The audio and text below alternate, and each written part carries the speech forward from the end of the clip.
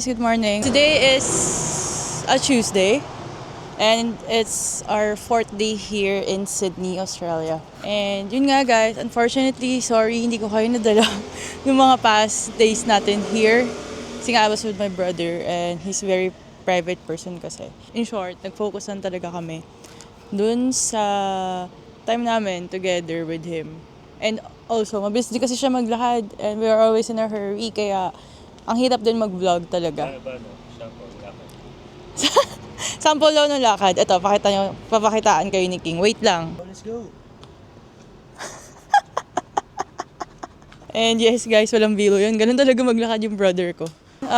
Just to catch up with you guys, papakita na lang siguro namin yung some clips that we got nitong past days. Hey guys, so ayun, nandito na tayo ngayon sa pag-isaya namin dito sa Sydney.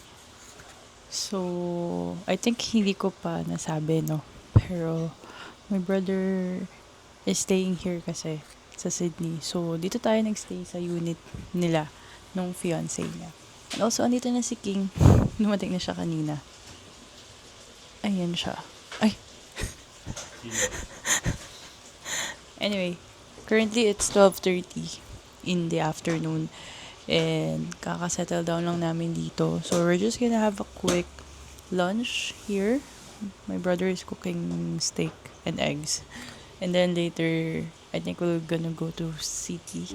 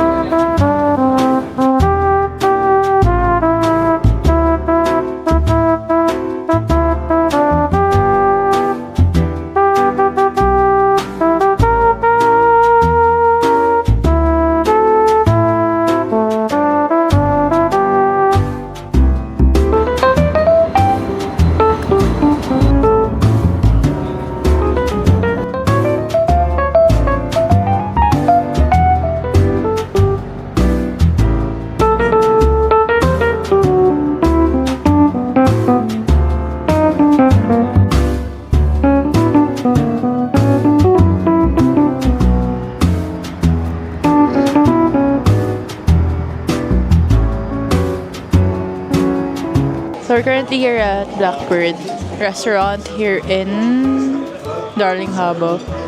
And we ordered kangaroo meat. This is our first kangaroo meat, by the way. So we're gonna try it. Yung doneness, di namin sure kung anong doneness kasi hindi kami tinanong ni Kuya Waiter. Oh, yun. So sabi ni brother ko is maharo well done talaga. So ayun, let's try na lang. And then we also ordered margarita pizza pala. This one. Pero yung margarita pizza nila walang tomato. So, hindi ko alam bakit. Anyway, yun lang.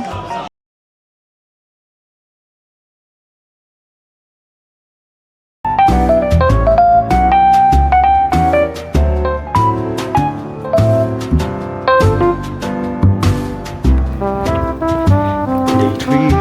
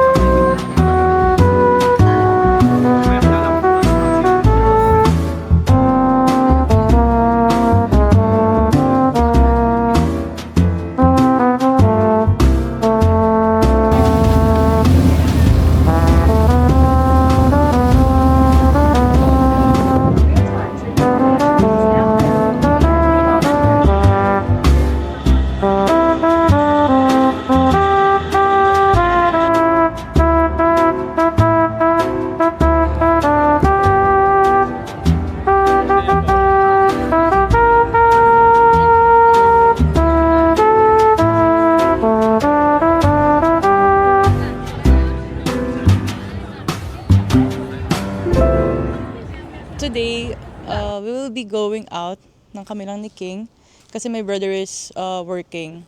So ngayon, we will just head out to the CBD district again in Sydney. Guys, we're going to Redfern now. So we're gonna try a coffee factory here, something like that. It's called The Grounds. And yeah, ayan yung double-decker train nila, guys. We're just 2 stops away. So let's go. This station is Town Hall.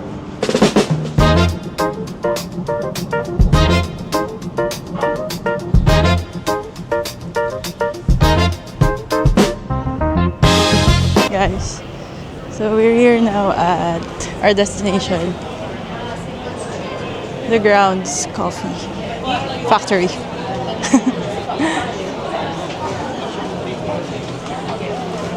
I think it's a very famous place, no? Kasi there's a lot of people here.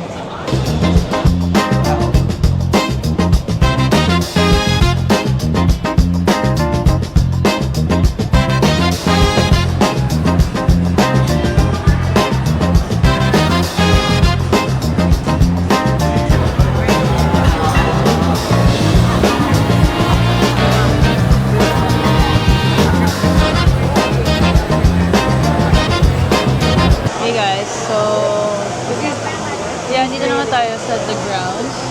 It's very nice and cozy. So this is recommended to me by my brother. Recommended to us by our brother. Kasi nga, ganda-ganda daw. I mean, Instagrammable ba siya? Yeah. Sa super ano niya, super industrial yung build. Yung build ng pinaka-restaurant and more on what? Retro. Oh, more on retro daw, sorry. Makinig tayo kay architect. Pero yeah. So, very nice. If you guys wanna come here, so you can search The Grounds Coffee Factory. So, this is located in... Saan to banda? Redfern? Anyway, basta Redfern. Bumaba kami sa Redfern station. Yeah. We'll just enjoy our food, guys.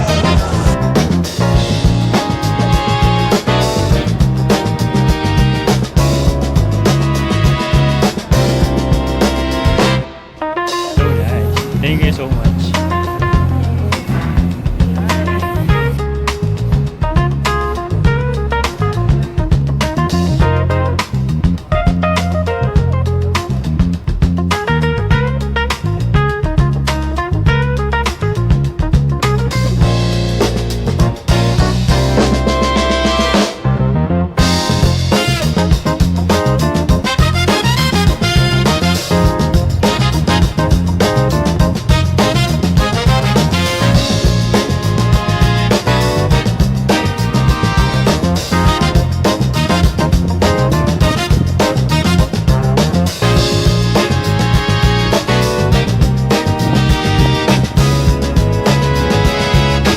Hey guys! So we're finally here at Sydney Opera House. So, yeah, very famous to na landmark dito sa Sydney.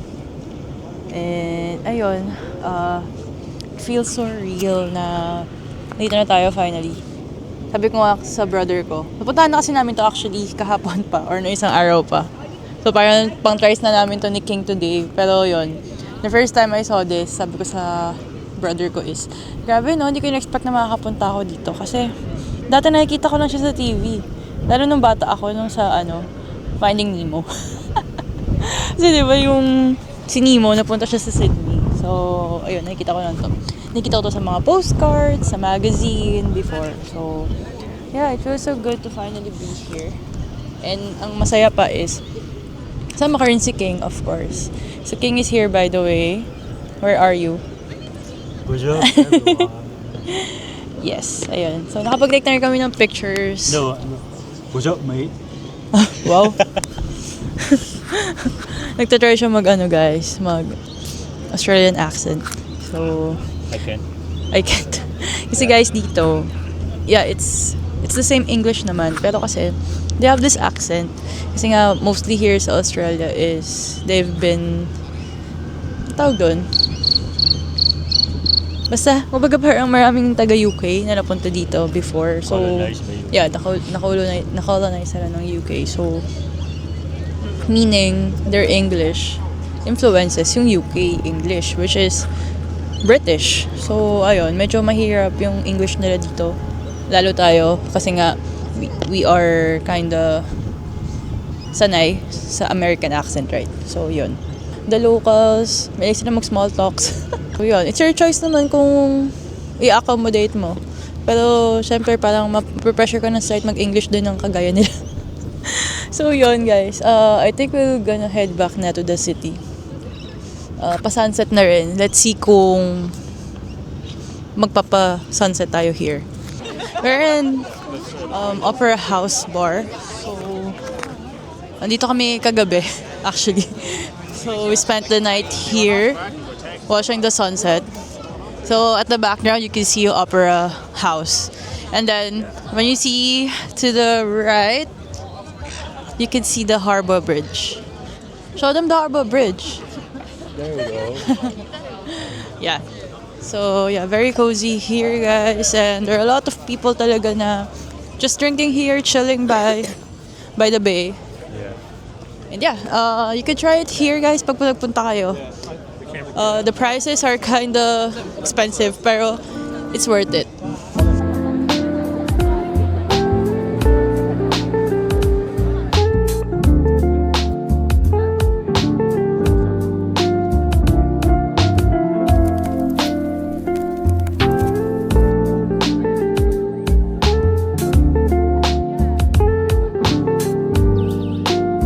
By the way, guys, so I just used my mic now.